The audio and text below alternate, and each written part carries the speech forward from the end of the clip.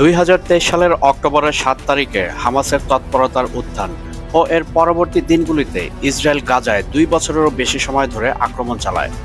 এই সময়ে গাজা স্ট্রিপ সর্বাধিক ধ্বংস ও মানবিক সংকটের ময়দান হয়ে দাঁড়িয়েছে।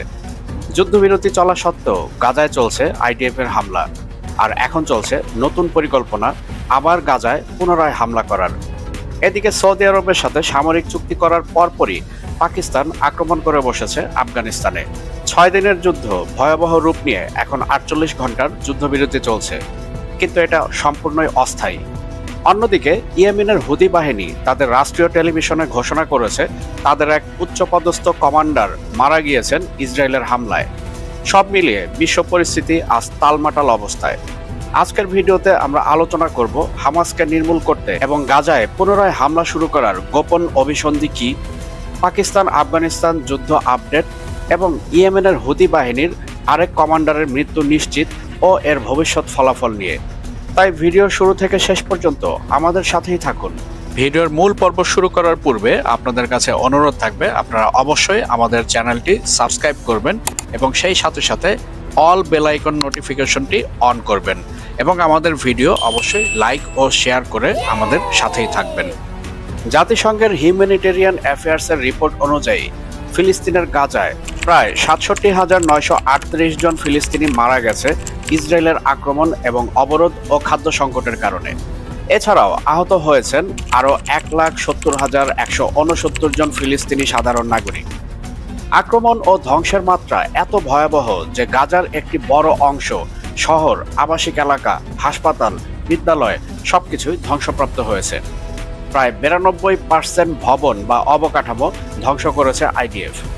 পানি শোধন, বিদ্যুৎ সরবরাহ ও স্যানিটারির অবস্থা বিপন্ন হয়ে পড়েছে। সবকিছু ধ্বংসস্তূপে পরিণত হয়েছে।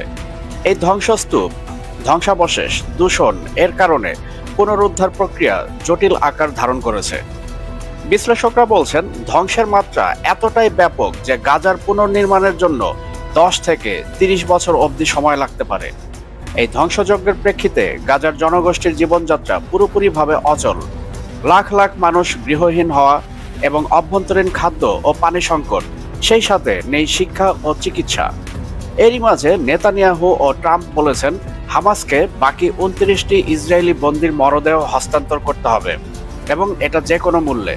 যেখানে ধ্বংসস্তূপ সরাতে সময় লাগবে কমপক্ষে 10 বছর, সেখানে হামাস কি করে দাফন করা 19টি মরদেহ এখন খুঁজে বের করবে?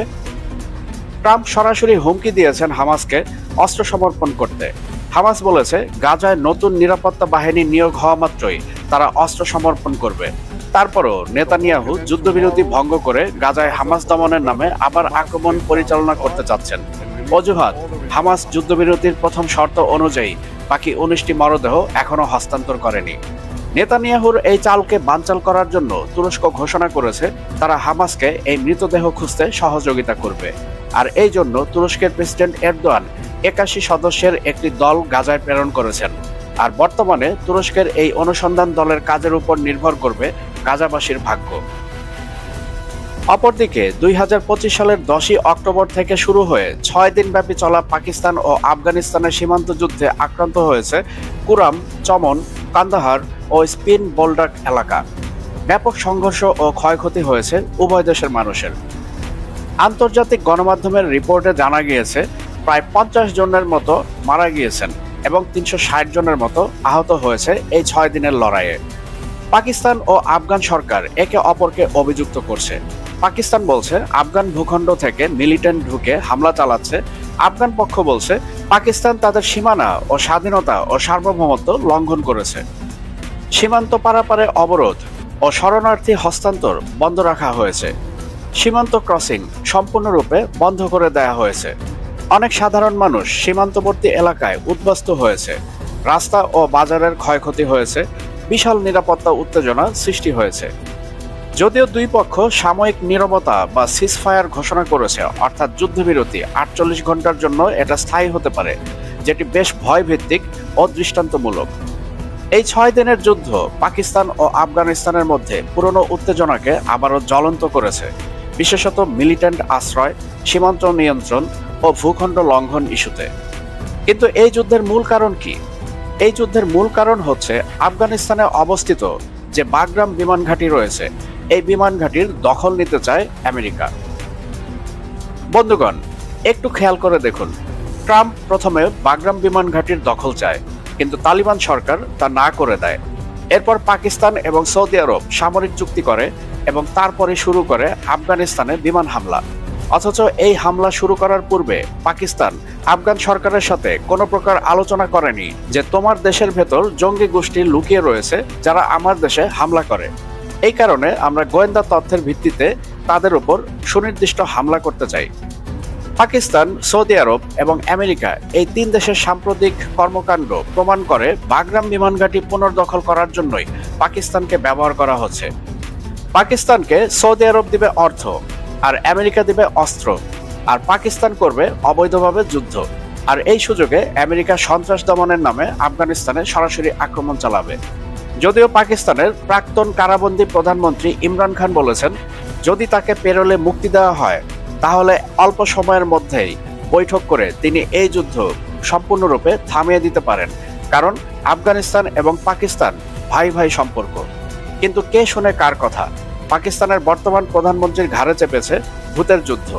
এখন সময় বলে দিবে, পাকিস্তান কি তার ভুল স্বীকার করে আমেরিকা বা সৌদি আরবের প্ররোচনায় এই যুদ্ধ বন্ধ করে পূর্বের অবস্থানে ফিরে আসবে, না তারা এই যুদ্ধ চালিয়ে যাবে যতক্ষণ পর্যন্ত না আমেরিকা আফগানিস্তানের বাগরাম বিমান ঘাঁটির সম্পূর্ণ দখল পায়। এদিকে ইয়েমেন ভিত্তিক হুতি দল সম্প্রতি ঘোষণা করেছে যে তাদের military chief of staff major general Mohammad Abdul Karim al ঘারামি ও তার ১৩ বছর বয়সী ছেলে সহ নিহত হয়েছেন।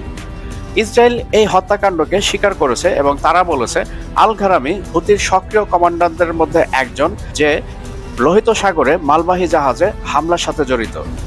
মূলত উদ্দেশ্য হুতি নেতৃত্বকে ধ্বংস করা, এবং এটি একটি লক্ষণ যে ইসরায়েল এখন হুতি বিপ্লবীদের পরিচিতির গভীর স্তরে যেতে সক্ষম হয়েছে। বিশ্লেষকরা বলছেন এই ধরনের হত্যাকাণ্ড জাতীয় ও আঞ্চলিক উত্তেজনার উদ্বেগ বাড়াবে, কারণ হুতি নৌ ও সামরিক চালনা লোহিত সাগরে উত্তেজনা বৃদ্ধি করবে। একদিকে ইসরায়েল ও যুক্তরাষ্ট্র এই হত্যাকে কমান্ডার লেভেলে নিয়ন্ত্রণ হিসেবে দেখছে, অন্যদিকে হুতি ও আন্তর্জাতিক পর্যবেক্ষকরা এটিকে নিষ্ঠুর হত্যা ও আইন বহির্ভূত অভিযান হিসেবে দোষারোপ করছে।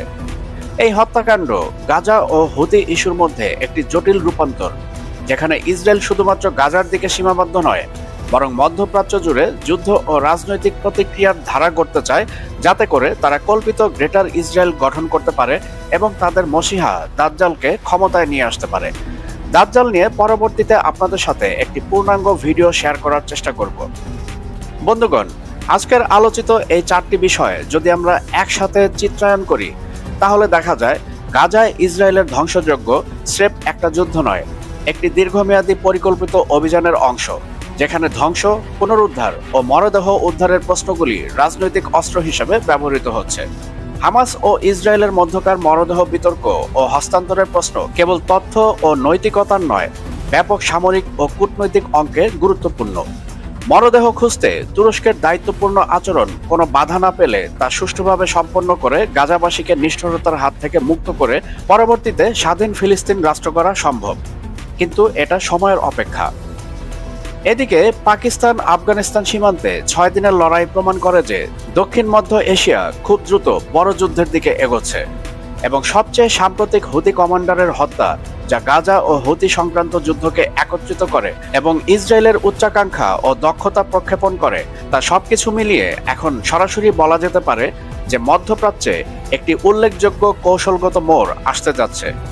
সময় বলে দিবে যুদ্ধ কবে বন্ধ হবে। বন্ধুগণ, আপনার মতামত কি? আপনার মূল্যবান মতামত অবশ্যই কমেন্টের মাধ্যমে আমাদেরকে জানাবেন। বন্ধুগণ, আজকের বিশ্ব আপনাদেরকে সঠিক সংবাদ প্রদানের জন্য বদ্ধপরিকর। তাই আমাদের ইউটিউব চ্যানেলের পাশাপাশি আজকের বিশ্ব .প্রেস এর যাত্রা শুরু হয়েছে, যেখানে আপনারা এক পাতাতেই পেয়ে যাবেন আন্তর্জাতিক সব গুরুত্বপূর্ণ খবর এবং সেই সাথে সাথে রাষ্ট্রীয় খবরগুলো। এবং এর পাশাপাশি অনুরোধ থাকবে আমাদের ফেসবুক পেজও আপনারা অবশ্যই ফলো করবেন, যাতে করে নিত্য নৈমিত্তিক সব ধরনের আপডেট আপনারা সহসাই পেতে পারেন।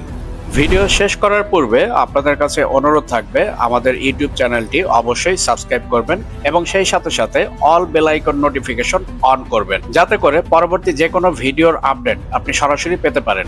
এবং সেই সাথে সাথে আমাদের ভিডিও লাইক ও শেয়ার করে আমাদের সঙ্গেই থাকবেন। বন্ধুগণ, ভিডিও আজকাল দীর্ঘায়িত করছি না, আমি আপনাদের সবার সুস্বাস্থ্য কামনা করছি। আপনারা সবাই ভালো থাকবেন, সুস্থ থাকবেন। আজকের বিষয়ের সাথে থাকার জন্য আন্তরিক ধন্যবাদ।